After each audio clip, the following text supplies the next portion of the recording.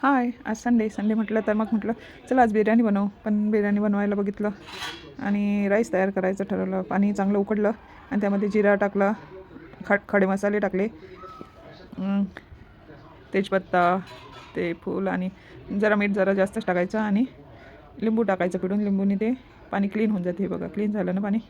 म्हणजे पाणी क्लीन झाल्यावर भिजू घातलेला 20 मिनिट आधी भिजत घातलेला होता तांदूळ धुवून चांगला भिजत घातलेला होता. मग तो तांदूळ टाकला. हळू टाकायचा, तो पाणी खूप उकळतं असते ना, तर तांदूळ जरा हळू टाकायचा, नाहीतर ते गरम पाणी आणि वाफ पण येते हातावर, तर हळूच टाकायचं. एकदम खाली पडला आणि वाफ आली हातावर तर जरा सांभाळून हळूहळू टाकायचा आणि गॅस मोठा करायचा नंतर, कारण की एकदम थंड थंड तांदूळ पडते ना त्यामध्ये, तर पाणी एकदम हे होऊन जाते, थंड होऊन जाते. म्हणून मग सर्व टाकल्यानंतर तांदूळ पूर्ण टाकल्यानंतर गॅस थोडा मोठा करायचा आणि खडखड उकळी येऊ द्यायची आणि 7-8 मिनिट एकदाच कालवून घ्यायचा आणि तेल पण टाकायचं त्यामध्ये बरं, आणि कालवून घ्यायचा छान. 1-2दाच कालवायचा आणि चांगला होऊ द्यायचा 7-8 मिनिट. असा थोडा अर्धवट शिजत आला की तो मस्त एका चाळणीमध्ये गाळून घ्यायचा. हे बघा झाला असं होत आला आणि मी आता गाळून घेते. गाळून घेताना पण काळजी घ्यायची, कारण की ते सगळं गरम आहे आणि सांडशी जास्त होता माझा तांदूळ, म्हणून सांडशीने पकडायला जरा हे जात होतं, म्हणून असं नॅपकिनने मी गाळून घेतला. खूप गरम होतं, वाफ येत होती हातावर, पण मग पूर्ण गाळून घेतला आणि थंड करायला ठेवला राईस. आणि आता बिर्याणीची तयारी करते. बिर्याणीची म्हणजेच पुलावची तयारी करते. सोया पुलाव बनवायचा आहे. मग थोडी भाज्या कमी पडल्या तर मग म्हटलं जाऊ द्या सोया पुलाव बनवू. तर त्यासाठी सोयाबीन वडी असते ना, ती सोयाबीन वडी घ्यायची. राईस तयार झाल्यावर मग 2-3 भाज्या कमी पडत होत्या, तर म्हटलं जाऊ द्या सोया पुलावच बनवू. तर मग टोमॅटो कांदा कट करून घ्यायचा आणि कुकरमध्येच केला. कुकरमध्ये तेल टाकलं, जिरे टाकले आणि खडे मसाले टाकले आणि मग कांदा टाकला कालून.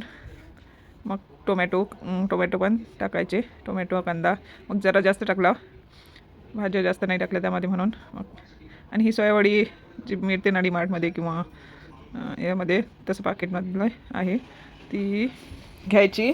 एका गंजामध्ये ती घेतली आणि त्यामध्ये गरम पाणी मीठ टाकायचं आणि ते 5 मिनिट उकळू द्यायची. मटर पण टाकले पुलावमध्ये, मटर धुतले आणि टाकले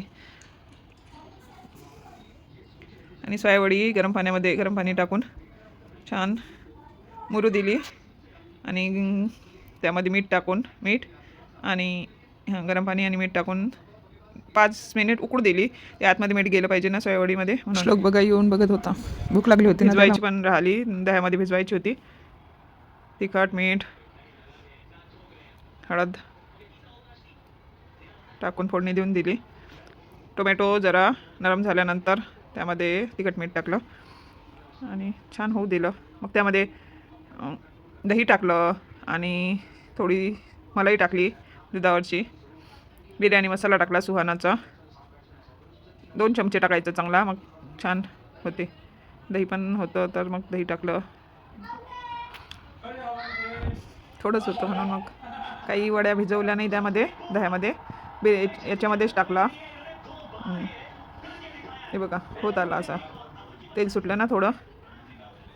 हे बघा सोयावडी पण गाळून घ्यायची आहे आणि ते पिळून घ्यायची आहे ना, पण ते खूप गरम असते ना, म्हणून एक हे करायची अशी वाटी पण गरम लागते, हातावर वाफ येते त्याची, ती वाटीने अशी दाबून घ्यायची त्यामधलं पाणी, मग हे होते. नाहीतर मग आपण हाताने पिळून घेतली की हाताला खूप चटके लागतात, म्हणून मी अशी करते. नाहीतर मग ग्लास घेते, ग्लासने थोडं चटका नाही बसत. मग ती सोयावडी पण त्यामध्ये टाकली आणि कालवून कोथिंबीर टाकली त्यामध्ये,